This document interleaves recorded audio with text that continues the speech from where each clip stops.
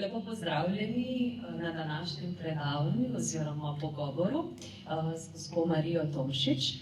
Lani, leta 2025, smo v Parku vojaške zgodovine pripravili razstavo Vojna do konca in ta razstava je imela podnaslov Reško-Tržaška operacija v aprilu in maju 1945. Ta razstava je bila postavljena v 80. obletnici konca druge svetovne vojne in stoji še danes, tako da ste lepo povabljeni k ogledu. Drugače je pa danes z nami gospa Marija Tomšič. Gospa Marija, ki bo z nami podelila spomine na dogodke izpred danes skoraj 81 let. Zdaj, da bi te dogodke lažje razumeli, se pa moramo vrniti malce nazaj v preteklost. Gospa Marija je namreč rojena v Petrovi hiši v Zagorju. Tukaj je posnetek iz franciskejskega katastra iz leta 1823 in s tem rdečim krogom je označena Petrova hiša. Zdaj, gospa Marija, rodovnik vaše družine pa sega še dlje nazaj v preteklost.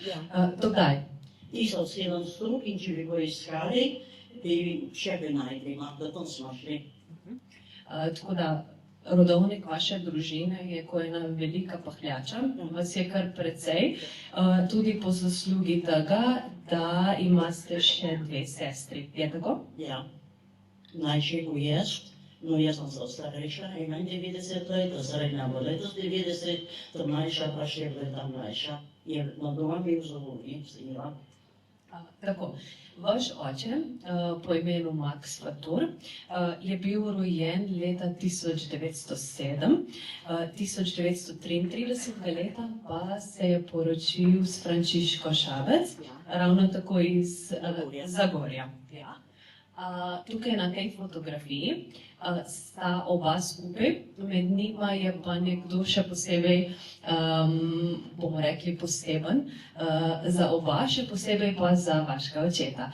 Kdo stoji na sredini? Tu je stric Jakob, od mojega deda stric, on je bil rodovniški dekan in je nečaka poročil. Je že več je poročil, imam ta slika je tja. Mogoče, če poveva kakšno podrobnost oziroma mogoče stvar, ki se na prvi pogled za današnje razmere zdi precej nenavadna, je ta, da sta se Max in Frančiška poročila 15. maja 1933, ampak vreme ni bilo nič kaj pomladansko, je tako? Ja, snežilo je dopoldne, pred Šopčovo hišo, ki je bil velik uvrstit, se me samo slika, so se potem popoldne. Je bil na sliki vicno. Tako. Če se mogoče malce premaknemo v času naprej, pa začnemo z leti, ko je izbruhnila druga svetovna vojna, je pravzaprav v prvi polovici druge svetovne vojne vašo družino zaznamovala ena posebna tragedija. In sicer, kaj se je zgodilo leta 1941? Mama je umrla, stara 90 let. In na to je bil bate 42, poklical vojsko, ne bo 4 leta domov in so ostale doma še dve sestri vodate tam, pa stara mama, ko smo ji rekli mamca, in ona je na stripunčke stojila. Zdaj, vi ste v bistvu očetovi krušni materi. Ona se je imenovala Frančiška, drugi so jo klicali Franca, vi ste imeli pa eno prav posebno ljubkovalno ime zanje. Boste povedali, kako ste rekli? Mamca. Mamca, vseh dobrih mamc mamca. In ona je pravzaprav, lahko rečemo, ne nadomestila, ampak vsaj približno predstavljala eno materinsko figuro za vas in za obe dve mlajši sestri. Je tako? Z njo vred smo hranili vseh teh vojnih cajtov in po vojski domov je nas skojila do teh visokih let. Se sem bila že v 59 leta, je umrla, ne stara 80 let, sem bila mi že odraščena. Mogoče, če tukaj pogledamo gor, ste vse tri punčke, se pravi vse tri sestre na obeh fotografijah. Bi mogoče podelili par besed o prvi pa o drugi fotografiji. To je bil pot na dvorišču, se je pošlo z ulic, gleda vse tri, der pa pišemo po mizi. In za vsega tega spomnim. Se verjetno, kaj da to rečem, Rado, to moškovam vse to boj? Rado, ti vse to boš, ne? Če bom kaj narobe povedala, me popravi. So moj sused. No, evo, se Zagorci tukaj. Veliki porjad. Ja, videli ste. Jasno. Začela še jogati. No, na desni fotografiji ste malce starejše kot na levi in vse v netu pišete. Vi ste še posebej radi hodili v šolo, obiskovali ste jo seveda v Zagorju. Je tako? Ja, italijansko. Tretji razred je bil razpad Italije, prvi in drugi razred imam še spričevala. In ko je bil ta razpad Italije, ko je bila razpad Italije, nas je župnik, gospod Moreno, odšel na leto, imam tudi spričevalo. Drugo šolsko leto so nas pa Nemci zapadili, ne, po razpadu Italije smo jokajoč domov. Vam je bilo hudo? Zelo župnik, smo rekli tam po Sadovcah, kde je prišel Varuš, mi pa jokajoč, zelo smo jokali, no. Je bil zaveden Slovenc. Rada poudarim, ker jih par poznam, tu so bili jekleni primorski slovenski duhovniki, to pravi čedranaci. Tu je okoli nas, ki je v teh vasi, kaj to nismo poznali, no, na Kumpudelič. Ja, to rada povem, ker zaraz sedaj v Sloveniji. No, kako je takrat bude najboljša italijanska beseda v cerkve, mi smo imeli verov in obrede v vse slovensko. Enkrat se mi spomnim, ne vem, ki je bil gospod Morel in je prišel italijanski duhovnik in sam enkrat in najprši na križnico je tam, no, če se je vale, kaj pridvaljeno. Imam spominje, se nič nalažem, tukaj sem doživela povem. To smo prišli danes poslušati, je tako? No, leta 1943 ste pa očetu, ki je bil poklican v italijansko vojsko, poslali fotografijo, na kateri ste vse tri sestrice. Kje je bila posneta ta fotografija? Se spomnim, nas je teta vedala Hmara že v Bistrci, še danes ne v Vašči, in ta fotografija, slika, je bila poslana Ate, ki je bil v vojakah in tu sem jaz nazad napisala. In tako sem menila imenka, ne sem dala prve žvet, sem da Marija in tu je spominal, to je tako še jaz hranim, zad Ate ti spomin. In kaj še tako nekaj povedati? Je rekel, da kako nas je trasično zmerom gledal, ne, da tudi ne bo hudo, ne, tri pučke na peste. Rado, se spomniš še slike? Ne, ima na šlife. Ali mora biti po manjšem. Ta fotografija je bila posneta, kot smo povedali, poleti 43. leta. No, na vaš rojstni dan, ko ste imeli 9 let, je pa kraljevina Italija kapitulirala. Ja. Je tako? Ja.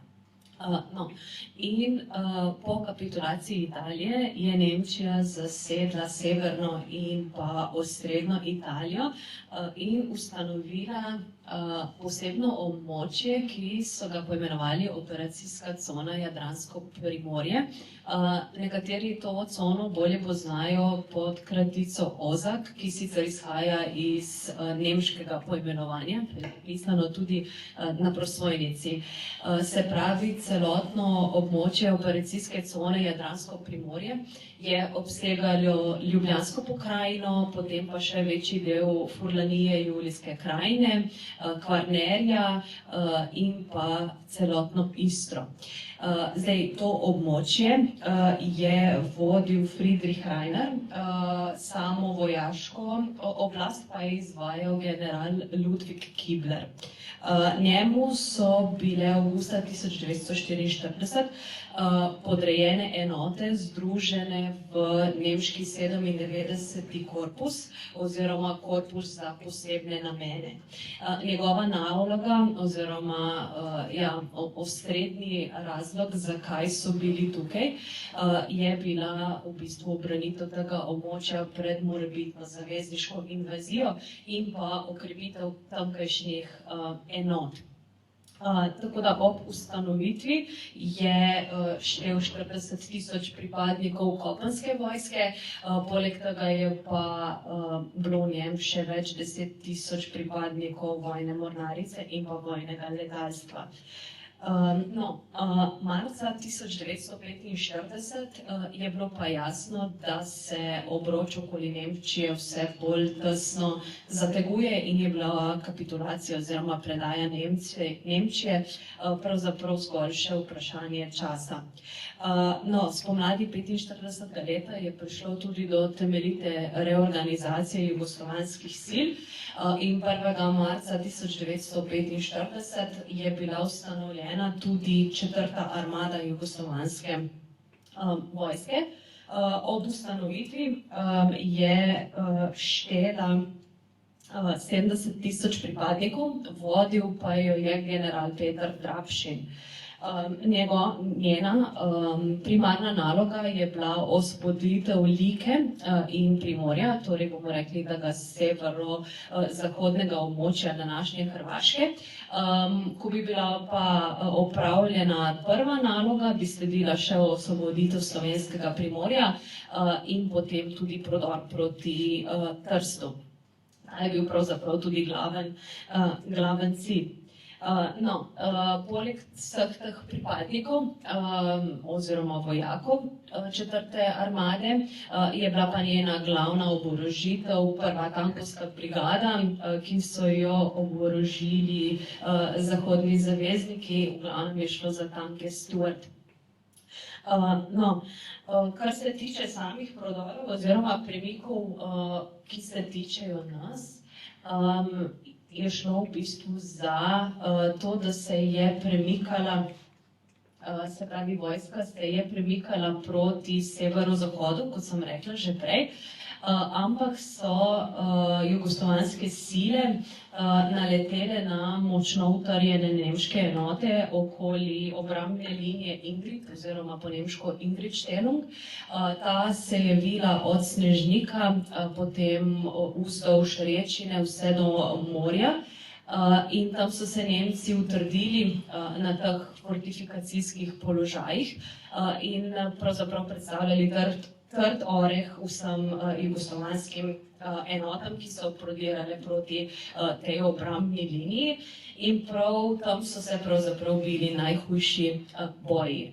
Natančneje so se najhuje bojevali na območju okoli Kranj, se pravi tik čez današnjo slovensko-hrvaško mejo. Generalštabu jugoslovanske vojske je bilo pravzaprav jasno, da neposreden napad ne bo možen, ker so Nemci preveč dobro utrjeni ob Ingridstellungu, tako da so morali pravzaprav ubrati drugačno pot.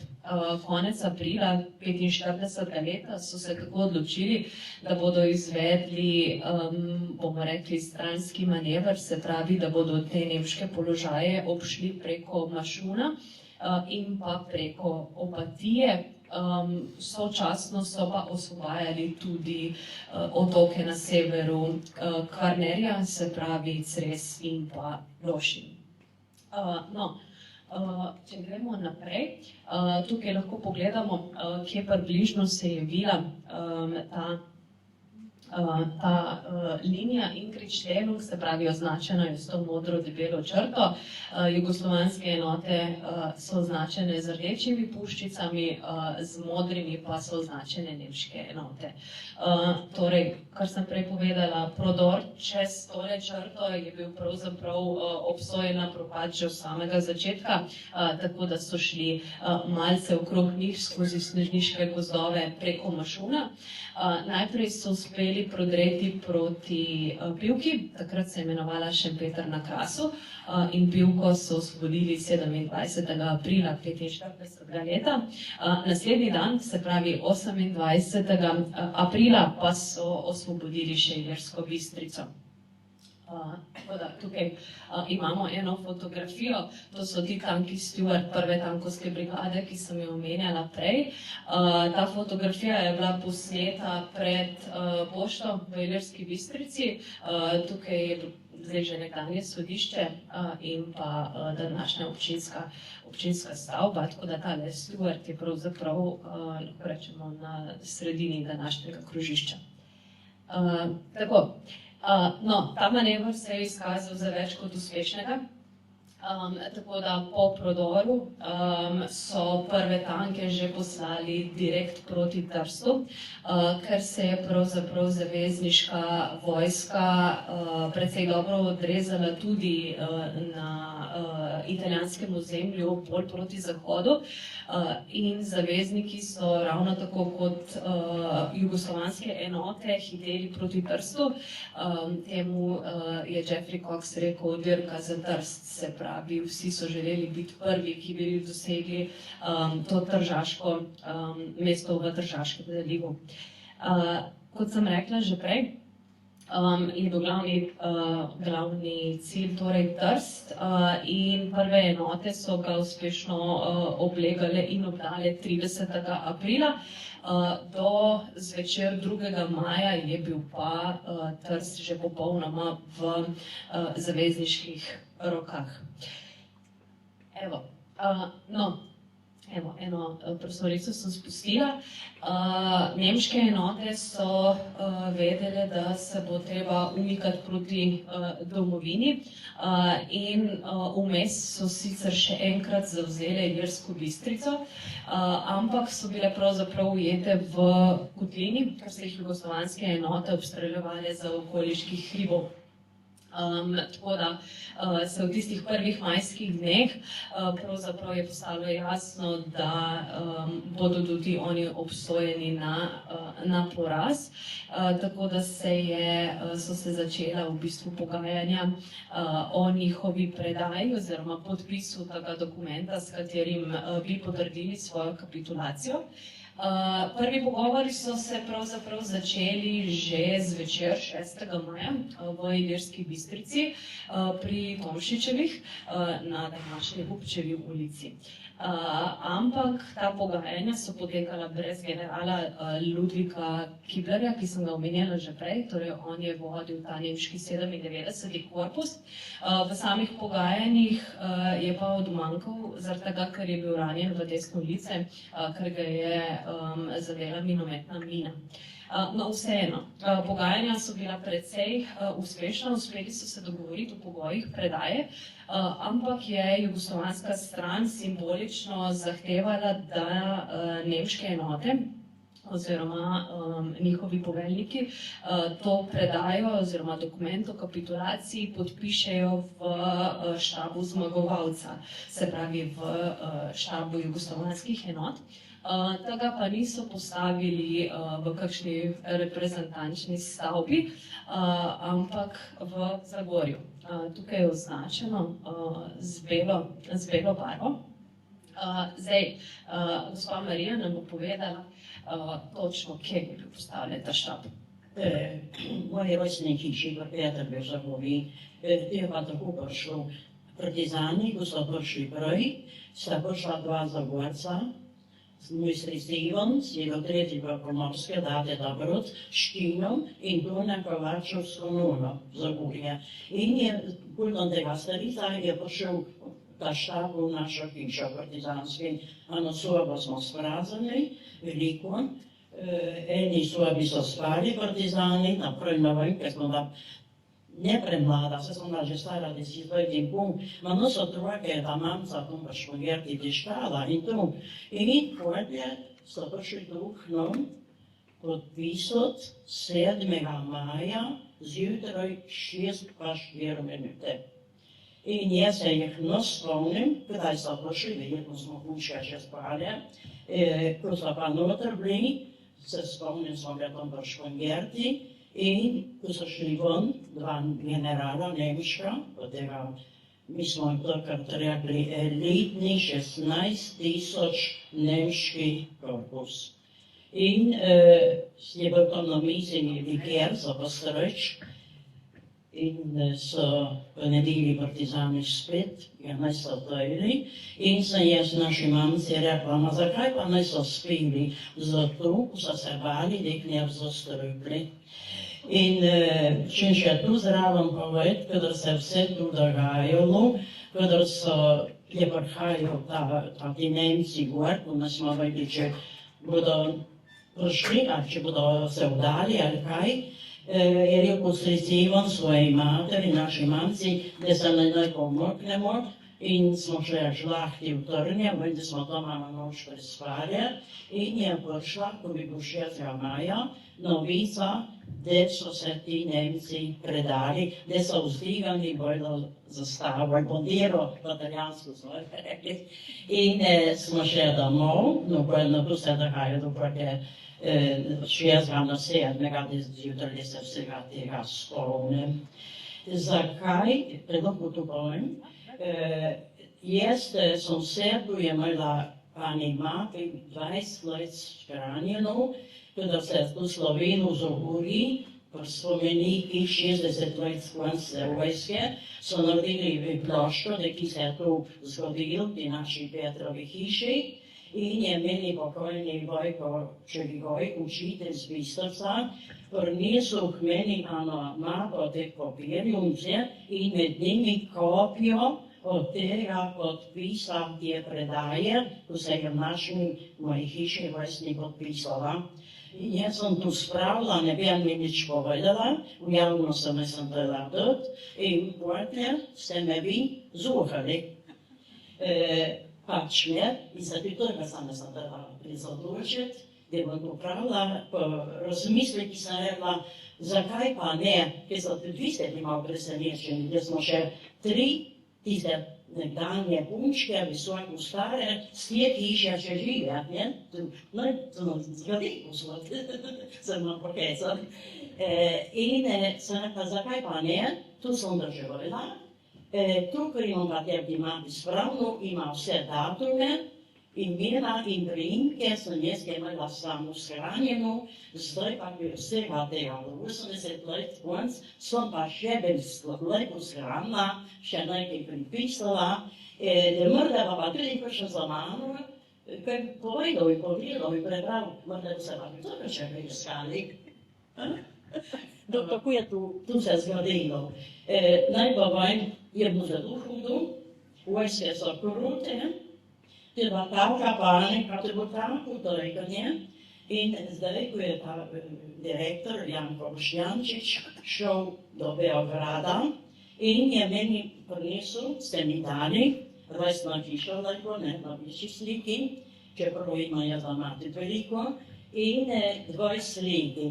V temi od naše hiše je 13 partizanov, ena ženska pilojs, na eni so 3. In ko sem tu zagledala, ne najbolj vse lik, in eden od teh, ko jih je 13, je bil star 33 let in njegovi potomci, ki ne, so prišli lani v Hrastje na to proslavo. Zdaj, veste, kako je ta svoj majhen. Iz Beograda letije vse prišlo, ne? In tudi tu sem zelo shranila, naj pa ostane, tudi če bo hudo in vojskama, spomini pa le so, no. In Pridi, zdaj bom te poudarila, vse je to doživel. In mene so zdaj ena taka čustva zmagala, da mi ne vzekliknu. Od društva se tudi nekaj dogaja. In zdaj še tu postam počušmo vprašanje, se se morožjem ne vzekliknu. Je prav? No, na srečo. Na srečo je pri nas zaenkrat še srečno, tako da lahko zdaj gledamo posnetke izpred dobrih 80 let. Se pravi, na levi fotografiji je celoten oziroma večji del štab 4. korpusa Jugoslovanske vojske in v ozadju, se pravi tole tukaj, je Petrova hiša v Zagorju. Tukaj je bil postavljen ta štab. Zdaj, kadar se je v vašo hišo začasno naselilo večje število vojakov, ni bilo nič kaj mirno, ne, na domačiji. Kaj so vse pripeljali s sabo? Jaz se spomnim, da je zelo razsvetljeni, že v vhodu v Gorič je bila straža in se čupa varjači dojst, zlupano, to je bil stražnik. In nam pomiluj, in skozi nekaj brenčalo, pa ki smo mi veli, ker je vse svetljeno, treba je bilo agregat, ki smo mi tako to je bilo agregata. In je prvo sem se svojega stric pomagal živino futrati, je Bog je se stražal štalo, tako smo bili zastraženi, je bilo vse napijeto, nekaj boste mi Nemci, kako, zares je bilo hudo, zares hudo je bilo. Kakšno je vse zgledalo, verjetno je bilo. Kdaj je pa šel ta štab s hiše, se pa ne spomnim. Mi smo svoji otroci vsega vidne, vojtki, ne? Tako je bili. Po eni strani zaradi tega, ker niste smeli, po drugi strani vas je pa še posebej vaša mamica želela zaščititi. Zelo zaščititi. Meni, verjetno sem razmerno radovedna, enkrat sem ta slabo šla pogledat, ker je bil tak štab, je bila to ena velika miza in pisalnega stroja, ko sem prišla, da so s Tomušičo iz Bistrca ta stroj nam prinesli, in tam so imeli pripravnošni, so imeli. Ko sem pa so spali in tudi na dvorišče, zato se spomnim, in tudi tam po sosedovih so imeli kuhinjo, so bile partizanke. Sam na Pragi, vendar sem videla nič drugega, meni je radilo videti, ker nas je varjače. Ne, so ono zagovarjali, so zavali zemljo. Škaj, pa to pa si smo bili. Vseeno je pa ta otroška radovednost vas premagala, tako da ste malo pošpijali, ne? Se pravi nekaj, verjetno sem bila jako firčna. No, tako da na našo srečo se vam zdaj spominjamo po vseh teh letih, oziroma mi poslušamo, vi pa se spominjate, kako je bilo. Mogoče še par besed. Tukaj prvi z desne je Stanko Belajac. On je bil načelnik tega štaba in štab je pa tukaj v Petrovi hiši podpisal dokument o kapitulaciji. Tako, tukaj ne, v tej sobi. Oni so šli mimo prvega prostora in podpisali ta dokument na eni veliki češnjevi mizi. Ja, samo 65 leta je ta hiša zgradila na iste temelje, mora se zidana, tako da to je bila starinska hiša, kmečka hiša. Če se mogoče malo vrneva še nazaj k samemu podpisu tega dokumenta, evo, tukaj je zadnja stran, podpisa oddaje nemškega 97. korpusa. Kot sem rekla že prej, je na nemški strani ni podpisal torej Ludwig Kibler, ampak je bil pooblaščen poveljnik 392. legionarske divizije, polkovnik Rudolf Reindl. Njegov podpis je tukaj le skrajno levo. Na jugoslovanski strani pa sta ta dokument podpisala načelnik štaba 4. korpusa, polkovnik Stanko Belajac in pa komisar 8. divizije, podpolkovnik Šukrija Bedić. Tukaj od spodaj sem pa označila, se pravi, da je bil ta dokument res podpisan v Zagorju in sicer 7. maja ob zelo zgodnji uri in sicer 4 minute čez 6. uro. Tako da so po teh pogajanjih, ki so potekala v Ilirski Bistrici oziroma v Trnovem, šli direkt v Zagorje, da so vse skupaj opravili praktično še preden je sonce ušlo. Ja, da bom prej in vas govorila, da mi velaj. Me je Vojko Čeljvoj, meni je rekel, da je prišel enkrat k njemi, v Bistric, Vojko je že fišal ta avto in je rekel, da bi on rad videl to hišo, kamor so se pogovarjali. In je nekaj potem je Trnovi pelja in ga po vseh tih kursah vozil, no je bila nebena hiša, kada sta prišla do Tomšičeve hiše, pa je rekel, ta je.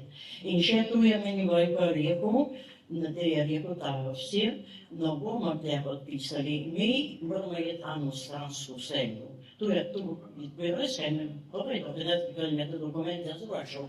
In so prišli do Gurja, ki je bil tam prvo zaštat, no tam tiste, kako je tu poteklo, ali bo z drugim povezano. Tako da poleg tega, da je bil vaš stric Ivan v 3. prekomorski brigadi, je bil eden od pogojev, da pride do podpisa tega dokumenta, tudi ta, da niso v središču mesta, se pravi v središču današnje Ilirske Bistrice, ampak so se umaknili v stransko selo, kot ste rekli vi. In vaša hiša je bila pa tudi velika domačija, tako da so imeli dovolj prostora, da so vzpostavili ta štab. Slovenska hiša, pa kako je bilo? Tako vjervana, vjeti kaj, zato je bilo polno takih, ne? Ja. Ko zdaj pravim, ta Tone Babačo, ki je pripeljal v Konon, gradi na tom pod staro šolo, na svojo parcelo, ta bularija smo bili kar na njemi, in zdaj sem na nekaj zasledila, da je Silvo Fatur, ki je naš lokalni pisatelj, napisal, da kako je že on proti tem Nemcom delal celo. Tu zdaj 14 dni od tega, ko sem to malo pospravljala, že to je poznamenje, da ne bo jako fajn. Je bilo pa zelo dosti mrtvih od nove strani, tudi imam sve to zapisano, ene so pokopavali kot karijami, ene pa še bijami. No vem točno, ki nisem se več v tem pozanimala, zato kot tu same krvave, ne to še vijem, da so unapano, ne poznam. No, zdaj ste omenili gospoda Silvota Faturja, ne? Ja. Vidva sta bila prav ena taka zaupnika, je tako? Zelo. Žlahta in šolo začela brjansko hoditi in kadar je on, ko smo rekli, da je lokalni pisatelj, me je zmerom povabil na predstavitev knjig, imam dosti njegovih knjig, in tudi, kadar je pisal o domačih krajih v Menorskih vprašal, in tudi slik sem imela polno ohranjenih, da jih je tudi noter delal, tudi od mojih staršev, je sestro vprašal, če lahko, na domačiji. In tako da ne verjam, da ona preprosta kmečka ženska, da po svojih močeh, da sem mi tudi pomagala. A nas pa ga zanimala, da je popustom nikoli ženske oblečene, moški, ki so bili še mali. In sem imela na sliko še moje hterku, so bile crkvene pevke, tu je bom Šopču mi varjači, tu je taka slika hodil, verjetno se spomnite, aparaciji s tem vernikom. In so tako štemane, tako mojke, no in ti se imam vse ramo zadjent v svojo knjigo. In mislim, da to bi bila na pomoč. Ena velika. Mi manjka. Tudi pogovor, kaj? Sloba Zagorca, obiskali smo se, kaj? Vas je miran počutil Zagorc? Tako kot vi v resnici, ne? Ja, tu je res nekaj ima Zagorada, zelo Zagorada. Čeprav mi tudi ima boljši vrtov, ima veliko držino, moža več, je vrednica zadovoljna. vse to ne. Sam so sama. Ampak dolg čas vam pa res ni, ne? Pa ste veliko družina, kot ste rekli. Ja. Tako da redno pridete na obisk. Ja. Tudi zdaj me je prepeljal našti. Je to odzad. Ste že prej sicer malce nakazali, ampak vaše rojstne hiše nažalost danes ni več, oziroma vsaj ne tiste originalne, se pravi tiste, ki smo jim prej pokazali. Kaj se je zgodilo? In seveda, eno se seveda se to, tako da gospodarstvo posluje, da je še se slavno, to in Katerega leta je bilo to? 65. Vi ste bili takrat že na Baču? Je tako? Ja, samo štirko, do drugo smo pa čakali. Tako da ne sem niti imala pogled, kako se to dela, ne slišala. Enkratvaj nisem šla sam pogled. Rada Tomaško, ko je del med nami, ima bi tu vse dojdu. Ali manj, če me šišal, no. Zdaj bomo kaj koliko pomadila. Tako da materialnih ostankov, ki bi danes lahko res v živo pričali o podpisu tega dokumenta, s katerim se je predalo 16.000 nemških vojakov iz nemškega 97. korpusa, ni več. Ni niti tiste velike češnjeve mize, na kateri so podpisali to predajo, niti Petrove hiše, ampak danes na enem mestu stoji nova in v njej živijo tudi vaši sorodniki. Ja, tako rado primo. Ja, najšla. Tako da lahko rečemo, da ima ta Petrova hiša danes vseeno naslednico in njeni zidovi še zdaleč niso prazni. Mogoče je na tem mestu še ena misel, da se marsikdaj pravzaprav zgodovina ne dogaja daleč od nas, ampak se marsikdaj taki res pomembni dokumenti pišejo v sobah, torej domačih sobah in ta zgodba Petrove hiše je en tak dokaz oziroma pokazatelj, da je to res ena posebna zgodba. Posebna. Jaz sem enkrat mi pokazala ta dokument, tistem za javnost in ne vjeroval. Mene je ki povedal in je da se vrnil čez par dni in pravi, kaj mu se više tisti dokument, da ga imam. Tak dokument nam spravite ga. No, jaz sem vse tiščini, da ti na se vi pojavi. Pa smo vsi malo matrali. Do kraja. Da se me tudi do tebe predali. Tako da res hvala lepa, da ste nam pomagali pri postavljanju te razstave. Zgodba Petrove hiše je en pomemben delček v tem mozaiku in še posebej zgodba te Petrove hiše nakazuje, da je Zagorje še enkrat znova pomemben kraj v zgodovini, bomo rekli lokalni zgodovini našega širšega območja.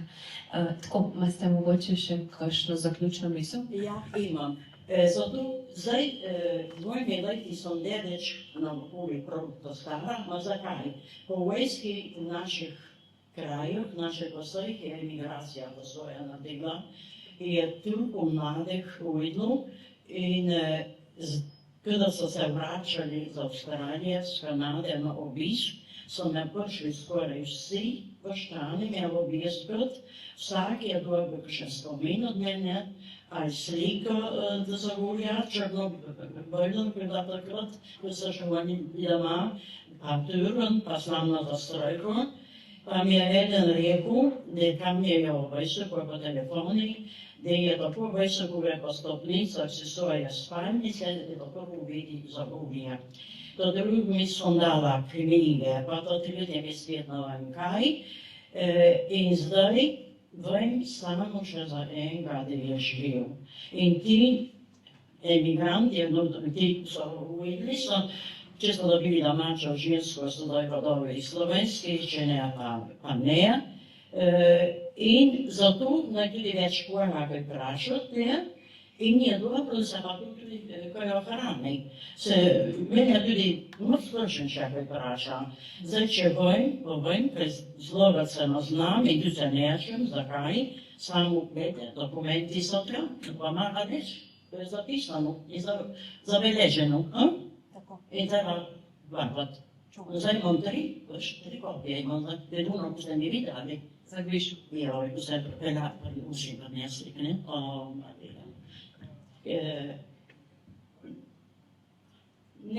Ne več vojske, no, ne več vojske. Vojske so krvave in srod je polno. Če to povedati, in ti, ko so emigrirali, mlad človek, on je to videl, kje na ure, na lajče in vse, in ko so prišli tam, sam nadomneč, tam mladi, ki je bilo delati za služe in so si ustvarili držine in je bilo tam in pred njem lepo. No, pa tako vrdo, kaj smo bili že vsi smo bili zaljubljeni, imeli simpatije, so nas lahko vabili, jaz ne bi šla nikdar, sem preveč ljub, ne. Največ doboča. Ja, enkrat smo šli, dvije družine so pogledali našel navedam, tu so še cele družine, ne. Pa so vsi te. Rodohlava spevka ne veš, kako se srce tudi izpomnim, Kongrčanija, do pista faccio via, žarka, vidno se parče, jušča, plin se prešlo, a to vrdo, nič ne smo imeli fantu. No, keca mora biti, ker ne je eno stara leta.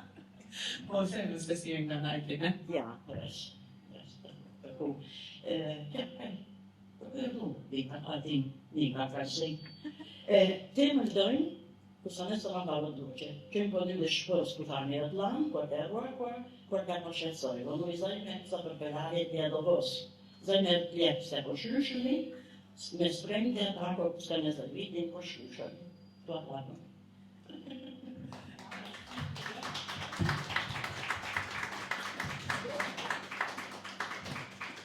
Hvala lepa, res najlepša hvala za ta pogovor, da ste še enkrat povedali, pa obudili spomine na 80 let stare dogodke, pa nekatere tudi mlajše, se pravi na to, da ste v vaši domači hiši pravzaprav pred 80 leti spisali zgodovino. Tako da še enkrat najlepša hvala. Hvala lepa tudi vam, da ste si vzeli čas pa poslušali zgodbo gospe Marije. Drugače ste pa res lepo vabljeni tudi v Park vojaške zgodovine. Ta razstava še vedno stoji, tako da če si jo želi kdo ogledati, ste vedno dobrodošli. Spomladi pa načrtujemo še izid kataloga te razstave, tako da bo na voljo tudi v pisani obliki. Drugače pa najlepša hvala Domu starejših občanov Senekura v Pivki, da smo lahko danes organizirali ta dogodek in pa obem vama želiva en lep preostanek današnjega dneva. Lepo se počutite v tej lepi hiši in jaz vas lepo pozdravljam z vsemi dobrimi željami, če to se reči. Hvala.